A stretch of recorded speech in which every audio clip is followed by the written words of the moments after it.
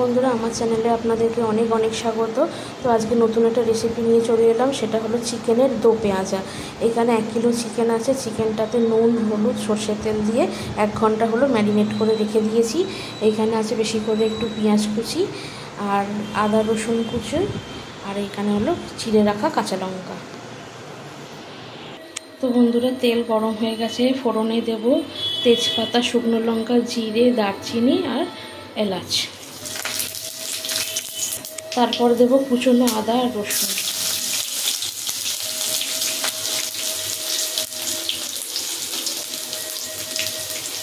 এইবার দেব পেঁয়াজ।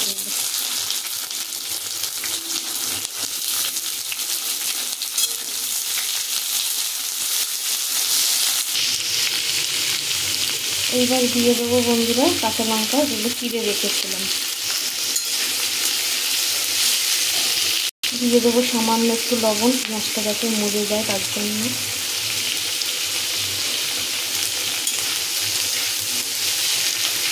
বন্ধুরা, পেঁয়াজটা ভাজা ভাজা হয়ে গিয়ে পুরো মজে গেছে।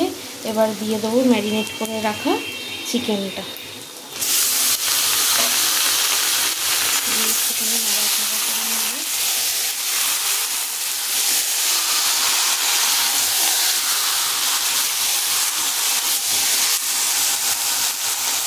এর মধ্যে দিয়ে দেবো একটু স্বাদ মতো চিনি। নুন দেবো না, নুন ম্যারিনেট করার সময় দিয়েছিলাম। নুন হলুদ দিয়েছিলাম, আবার পেঁয়াজ যখন ভাজছিলাম তখন একটু নুন দিয়েছিলাম। নুন আর দেবো না, শুধু দিলাম চিনি। আর মশলা দিচ্ছি হলুদ, ধনে আর লঙ্কা দিয়ে এবার নাড়াচাড়া করবো।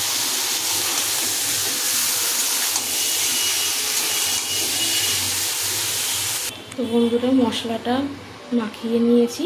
এবার চিকেনটা কিছুক্ষণ ঢাকা দিয়ে দেবো, স্টিমটা আস্তে করে।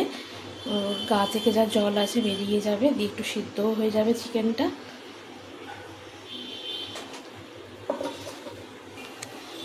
দেখুন, এটা ফুটছে, সেদ্ধ হচ্ছে, জল বেরিয়েছে অনেক,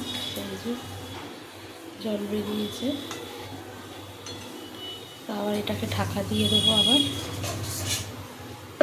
আর এখানে শিলে মশলা নিয়ে নিয়েছি, আদা রসুন আর পেঁয়াজ, এটা বেটে দেবো।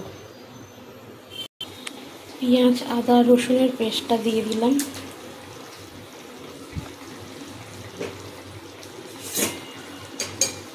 দিয়ে দিলাম একটু গরম মশলা। এবার নাড়তে হবে।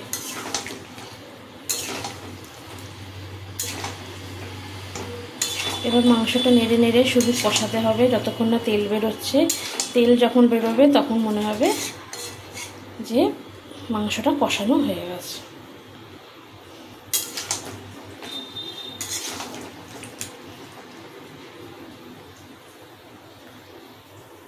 এই যে বন্ধুরা, চিকেন থেকে অনেক জল বেরিয়েছে, তাই মাঝে মাঝে ঢাকাটা খুলে নেড়ে দিতে হচ্ছে।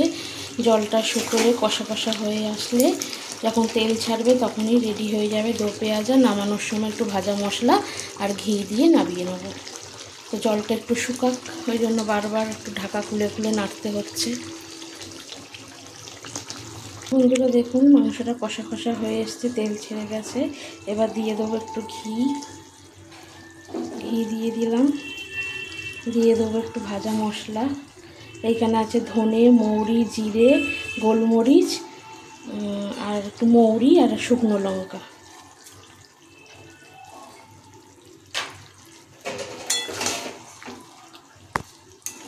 দিয়ে এবার একটু নাড়াচাড়া করে দেবো। দিলেই রেডি চিকেনের দো পেঁয়াজা। তো এরকম করে আপনারা করে খেয়ে দেখবেন, খেতে খুব ভালো লাগে। লুচি, রুটি, পরোটা, ভাত সব কিছুর সঙ্গেই ভালো লাগবে খেতে।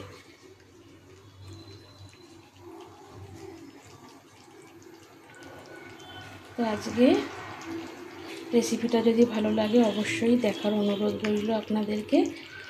তো দেখা হবে আবার অন্য একটা ভিডিও নিয়ে। ততক্ষণের জন্য টাটা।